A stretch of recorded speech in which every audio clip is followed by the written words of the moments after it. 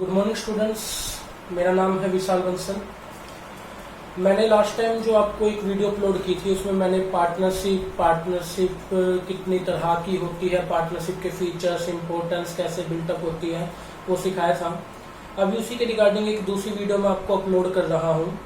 इस टॉपिक के अंदर हम सीखेंगे कि टाइप ऑफ पार्टनर्स कितनी तरह के होते हैं, माइनर एज ए पार्टनर क्या होता है, पार्टनरशिप डीड क्या होती है, इन चीजों के बारे में जो है डिटेल में सीखेंगे। तो आइए स्टार्ट करते हैं वीडियो।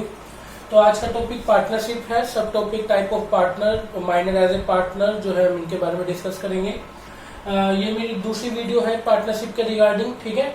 और मैंने जो बुक है एनसीईआरटी बुक या फिर वीके पब्लिकेशन बुक के थ्रू ज्यादा प्रेफर करके जो है इस वीडियो को मैं बना रहा हूँ। तो आइए स्टार्ट करते हैं। सबसे पहले टाइप ऑफ पार्टनर, दो तरह के पार्टनर्स होते हैं हमारे पास, एक फुल फ्लैज पार्टनर, एक non full fledge partners. Full fledge partners वो पार्टनर्स होते हैं जो पार्टनरशिप में अपनी रुपए को भी इन्वेस्ट करते हैं और प्रॉफिट लॉस में हिस्सा भी लेते हैं। और जो नॉन फुल फ्लैज पार्टनर्स ऐसे पार्टनर्स होते हैं जो प्रॉफिट में हिस्सा नहीं लेते हैं, लॉस में हिस्सा नहीं लेते हैं, ना ही वो अपना कोई रुपया जो है फर्म में इन्वेस्ट करते हैं, बस उसके नाम को जो है वो यूज कर लिया जाता है और कुछ टर्म एंड कंडीशन बना के उन्हें में भी लॉस में हिस्सेदार बना लिया जाता है। तो सबसे पहले फुल फ्लैज पार्टनर्स में एक्टिव पार्टनर वो पार्टनर होता है जो फर्म में रुपया भी इन्वेस्ट करता है, डेली रूटीन पे फर्म की जो एक्टिविटीज हो रही है उनमें भी ध्यान देता है, डेली ऑफिस भी आता है और फर्म के लिए डिसीजंस भी लेता है और काम भी करता है, उसे एक्टिव पार्टनर कहते हैं। एक स्लीपिंग और डोरमेंट पार्टनर होता है। स्लीपिंग और डोरमेंट पार्टनर वो पार्टनर होता है जो सोया हुआ है। सोए हुए से मीन है कि उसने रुपया तो इन्वेस्ट कर दिया लेकिन फर्म की किसी डेली रूटीन एक्टिविटी में कोई पार्टिसिपेट नहीं करता, सिर्फ प्रॉफिट लॉस में हिस्सा लेने के लिए पहुंच जाता है।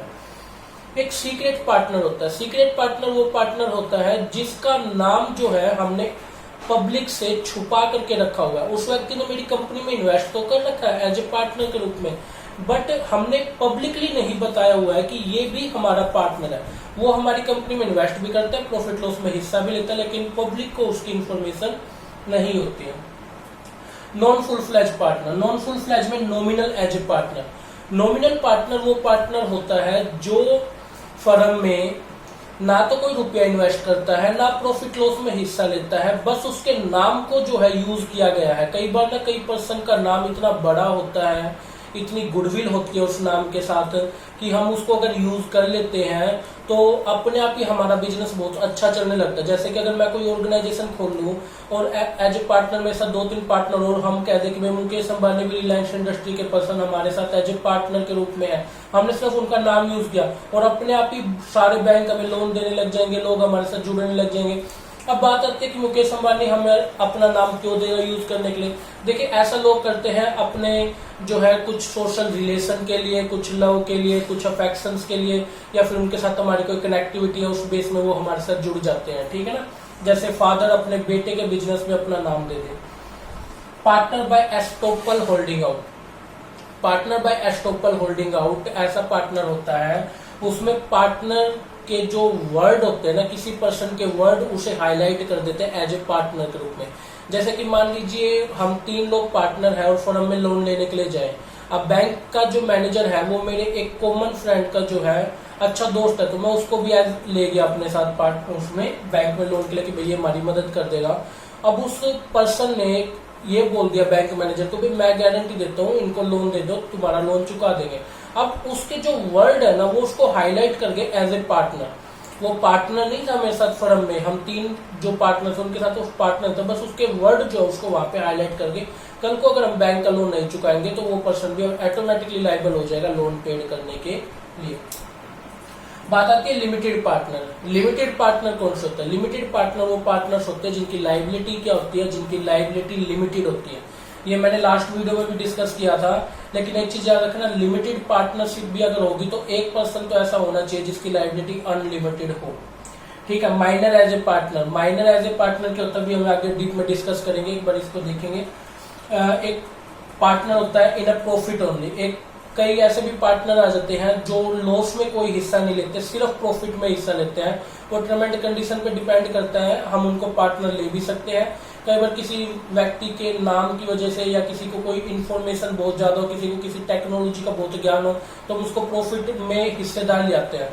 क्योंकि वो ऐसी टर्म कंडीशन रख सकता है कि भाई मैं आ जाऊंगा तुम्हारे साथ पार्टनरशिप में, लेकिन लॉस में कोई हिस्सा नहीं लूंगा, सिर्फ प्रॉफिट में लूंगा। अगर हम एग्री होते हैं तो हम ले आते हैं उसको एज ए पार्टनर, ठीक है। और एक चीज याद रखना, हमेशा फर्म में ना अगर कोई लॉस में साझेदार ना हो तो भी पार्टनरशिप फर्म बन सकती है, लेकिन अगर मान लो कोई पर्सन पार्टनर है और उसे प्रॉफिट में हिस्सा ना दे तो ऐसी कभी पार्टनरशिप बन ही नहीं सकती, ठीक है। हमेशा अगर फर्म में पार्टनर्स है ना तो प्रॉफिट में तो डेफिनेटली हिस्सा देना पड़ेगा। बात आती है माइनर एज ए पार्टनर की। माइनर वो व्यक्ति होता है जिसकी एज 18 ईयर से कम होती है according to the Indian act. तो वो पर्सन जो है वो कभी भी एज ए पार्टनर के रूप में लीगली नहीं आ सकता बिजनेस में। अगर वो पार्टनर के रूप में आता है हमारे बिजनेस के अंदर तो उसके बिहाफ पे उसके गार्जियन या फिर उसके पेरेंट्स जो है सिग्नेचर करते हैं, तब वो जो है एज ए पार्टनर के रूप में आता है। लेकिन फिर भी जो है उसकी कुछ पॉइंट है ध्यान में रखने वाले। एक तो पॉइंट है कि क्या पोजीशन होगी माइनर की जब तक कि वो अपनी मेजॉरिटी मीन्स 18 साल से ऊपर का नहीं हो जाता, और एक क्या पोजीशन होगी जो वो 18 साल का हो जाएगा। तो सबसे पहले डिस्कस करते हैं, जब वो माइनर ही है 18 साल से कम का है, तो सबसे पहले उसके राइट, क्या क्या राइट होंगे उसके पास एज ए पार्टनर। देखिए, एक तो उसके पास राइट है कि वो प्रॉफिट में हिस्सा ले सकता है, एक उसके पास राइट है कि वो फर्म की कोई भी अकाउंट बुक हर एक चीज जो है इंस्पेक्ट मतलब देख सकता है, उसके साथ कोई भी चीज का जो है छिपाव नहीं किया जाएगा, हर एक सीक्रेट उसके साथ शेयर करना पड़ेगा फर्म का, ठीक है। उसके पास ये राइट है। एक उसके पास राइट है कि वो किसी भी पार्टनर के खिलाफ कोई केस कर सकता है। अगर कल को कोई पार्टनर मना कर दे मैं तुझे प्रॉफिट में हिस्सा नहीं दूंगा तो उसके खिलाफ केस कर सकता है, ये पार्टनर के राइट है, ठीक है ना। रिस्पॉन्सिबिलिटी की बात करें, माइनर जो पर्सन होता है एक चीज हमेशा याद रखें, सिर्फ प्रॉफिट में हिस्सेदार होगा, लॉस में हिस्सेदार नहीं होगा जब तक वो माइनर रहेगा। अगर वो पर्सन लॉस में हिस्सेदार है तो सिर्फ इतने ही हिस्से के लिए लॉस में हिस्सेदार है जितनी उसने कैपिटल इन्वेस्ट किया। जैसे मान लीजिए मैं एज ए माइनर किसी फर्म में एज ए पार्टनर के रूप में ऐड होता हूँ और मैंने 10 लाख रुपए इन्वेस्ट किया है, फर्म को कल को लॉस हो जाता है तो मेरी जो लाइबिलिटी है सिर्फ 10 लाख तक ही रहेगी। 10 लाख से ज्यादा अगर लॉस होता है तो मेरी लाइबिलिटी अनलिमिटेड नहीं होगी किसी भी वे में, समझ गया। और प्रॉफिट में मैं पूरा हिस्सा लूंगा, प्रॉफिट में मुझे हिस्सा लेने से कोई नहीं रोक सकता। बात आती है position of minor on attaining majority.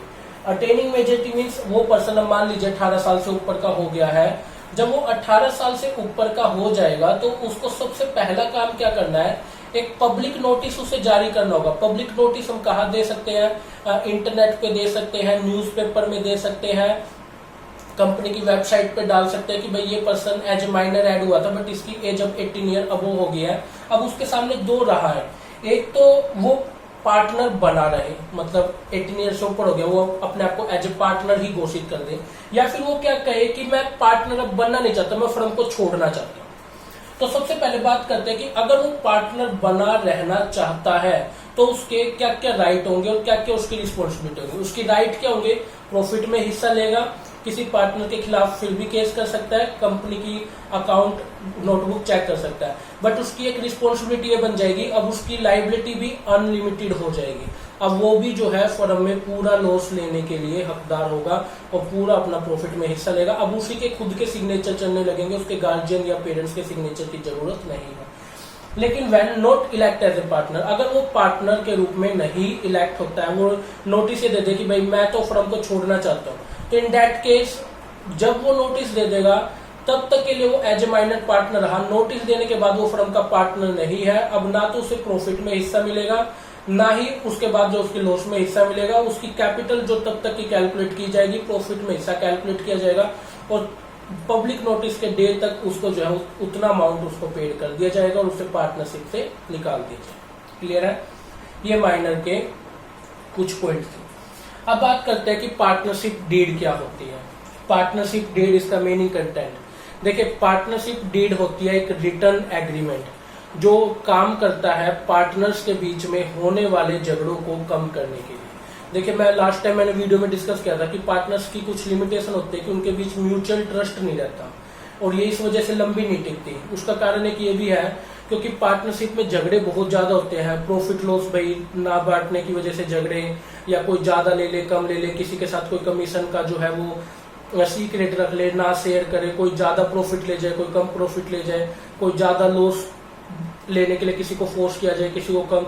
तो ये सब चीज अगर हम पहले ही रिटर्न फॉर्म में ले आए, एक रिटर्न एग्रीमेंट बना दे, मान लो हम 3 पार्टनर है, पहले एक रिटर्न एग्रीमेंट बना लेते हैं बैठ के, और उस रिटर्न एग्रीमेंट में पार्टनरशिप से रिलेटेड हर एक क्लोज को डाल लेंगे।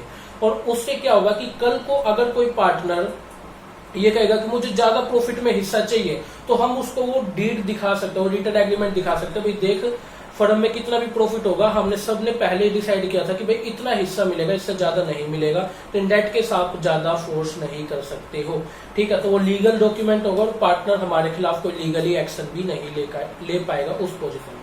तो partnership deed is an written agreement in which all the term and condition related to the partnership has been written and it will be approved by the Indian partnership act 1930। Clear है? उसमें क्या क्या content हो सकते हैं, क्या क्या चीजें शामिल होंगी। एक तो सभी पार्टनर्स के नाम, सभी पार्टनर्स के एड्रेस, सभी पार्टनर्स की कैपिटल, पार्टनर्स को कितनी कितनी सैलरी मिलेगी, पार्टनर्स को कैपिटल पे कितना इंटरेस्ट मिलेगा, पार्टनर कितना रुपया फर्म से निकाल सकता है एज ए ड्रॉइंग पे कितना इंटरेस्ट चार्ज किया जाएगा। ठीक है, अगर कोई partner as a loan firm को देता है कुछ रुपया, तो उस पर कितना इंटरेस्ट ऑन लोन पेड किया जाएगा। समझ रहे हैं आपको? प्रॉफिट लॉस किस रेशो में बटेगा, सबसे इंपॉर्टेंट क्लोज होता है। ठीक है, कल को फर्म में लॉस होता है तो किस रेशो में बटेगा। ठीक है, अगर हम फर्म को कोई पार्टनर छोड़ करके जाता है तो किन टर्म कंडीशन के बिहाव पे छोड़ के जाएगा। कोई पार्टनर को हम फर्म में ऐड करते हैं तो किन टर्म एंड कंडीशन के बिहाव पे ऐड करेंगे। कल को अगर हम पार्टनरशिप का अंत करेंगे, छोड़ देंगे बिल्कुल पार्टनरशिप, तो उस टाइम पे किस किस को क्या क्या चीजें मिलेगी, वो सब चीज जो है पार्टनरशिप डीड में एज ए कंटेंट के रूप में लिखी होती है। आप एक बुक में से देख सकते हैं, करीबन 20-25 क्लोज नॉर्मली हर बुक में आपको मिल जाएंगे, पढ़ सकते हैं, बहुत ईजी है। बात करते हैं फॉर्मेशन ऑफ ए कंपनी की। Formation of A company, formation of company लिख दिया मैंने, फॉर्मेशन ऑफ पार्टनरशिप है यहाँ पे। ठीक है, फॉर्मेशन ऑफ पार्टनरशिप जो है हमारे पास पार्टनरशिप एक्ट 1932 के अकॉर्डिंग रजिस्टर्ड होती है। अगर कोई पार्टनर अपनी पार्टनरशिप फर्म को रजिस्टर्ड करना चाहे तो हमारी जो सेंट्रल गवर्नमेंट है उसने स्टेट वाइज, डिस्ट्रिक्ट वाइज जो है वो हेड ऑफिस बनाए हुए हैं पार्टनरशिप एक्ट के 1932 के अकॉर्डिंग, वो आपकी फर्म को जो है रजिस्टर्ड कर देंगे। वैसे कंपलसरी नहीं है, आप रजिस्टर्ड करवाना चाहे तो आपकी मर्जी है, नहीं कराना चाहे तो आपकी मर्जी है। अभी मैं आपको कुछ मेरिट डीमेरिट बताऊंगा कि अगर आप फर्म को रजिस्टर्ड करा लेते हैं तो क्या फायदे मिलेंगे और रजिस्टर्ड नहीं कराते हैं तो क्या नुकसान मिलेंगे, अभी डिस्कस करेंगे। सबसे पहले प्रोसेस सुन लीजिए। अगर आप अपनी फर्म को रजिस्टर्ड कराना चाहते हैं तो किस प्रोसेस को फॉलो करना होगा। सबसे पहले क्या कीजिए, अपनी फर्म का नाम, अपनी फर्म का हेड ऑफिस, अपने फर्म में कितने पार्टनर्स हैं, पार्टनर्स की कितनी कैपिटल है, पार्टनर्स के रिगार्डिंग सारी डिटेल। ठीक है, और पार्टनरशिप एक्ट 1932 में जो भी फॉर्म्स वगैरह आपको दिए जाएंगे वो पूरी तरह से फिलअप कीजिए। ये सब करने के बाद पार्टनरशिप का जहाँ पे एक रजिस्टर्ड ऑफिस है आपके एरिया वाइज, डिस्ट्रिक्ट में हो या स्टेट पे हो, तो जाकर के वहां चले जाइए और उसको वहां पे सबमिट कर दीजिए।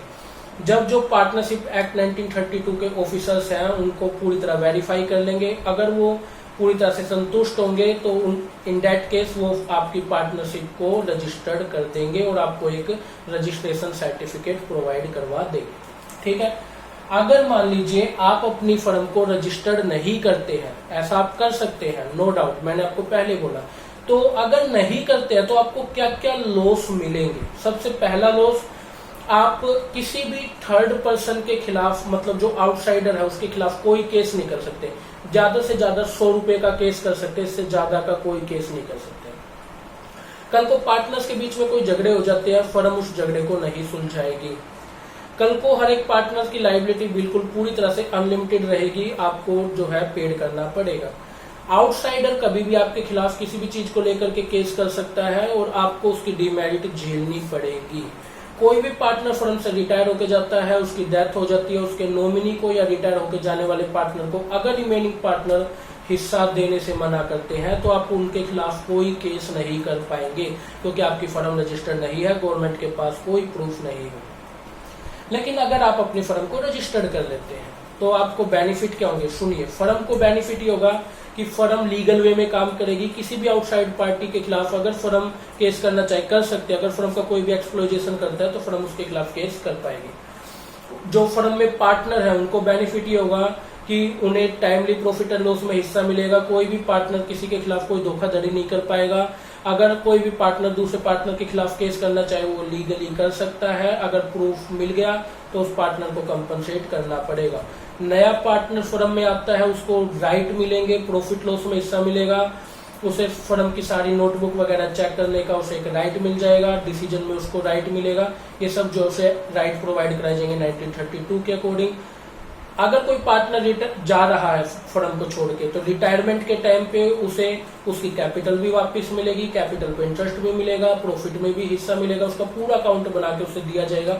अगर किसी पार्टनर की डेथ होती है तो और पार्टनरशिप हमारी रजिस्टर्ड है, तो डेथ होने वाले पार्टनर का जो भी नॉमिनी होगा, जो भी एग्जीक्यूटर होगा, उससे कंप्लीट जो है फर्म की तरफ से कैपिटल उसकी, प्रॉफिट में हिस्सा उसका, हर एक चीज जो है उसको प्रोवाइड करवाई जाएगी उसकी डेथ तक टाइम। क्लियर है? तो ये कुछ बेनिफिट जो है मिल जाते हैं अगर आपकी फर्म क्या हो रजिस्टर्ड। तो आज हमने डिस्कस किया है पार्टनरशिप के partners, minor as a partners के रूप में, पार्टनरशिप डीड के बारे में, और जो है फॉर्मेशन ऑफ पार्टनरशिप एक्ट 1932 के बारे में। किसी को भी कोई क्वेरी हो, फोन नंबर मेरे यहाँ पे है, व्हाट्सएप कीजिए, फोन कीजिए, ठीक है। और आपको कोई भी प्रॉब्लम है, मैं उसको सोल्व आपकी करने के लिए हमेशा तैयार हूँ, ठीक है। Okay, thank you.